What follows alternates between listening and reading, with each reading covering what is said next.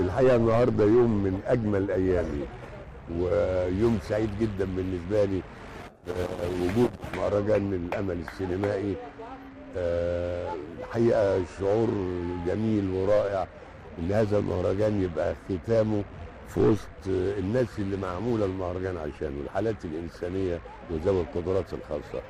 شكرا للاستاذ فادي رئيس المهرجان على هذا المجهود الرائع وعلى هذه الفكره الرائعه، وهذه الجائزه بالنسبه لي جائزه خاصه جدا كلها حب وتفاؤل وامل. سعيد بجائزه احسن ممثل فيلم موعد حياه، وسعيد ايضا بجائزه احسن فيلم موعد حياه. مش عارف اشكركم ازاي، واتمنى لهذا المهرجان الرائع الاستمراريه والدوام وتحقيق مزيد من النجاحات ومزيد من الاعمال الانسانيه. احمد بيجا.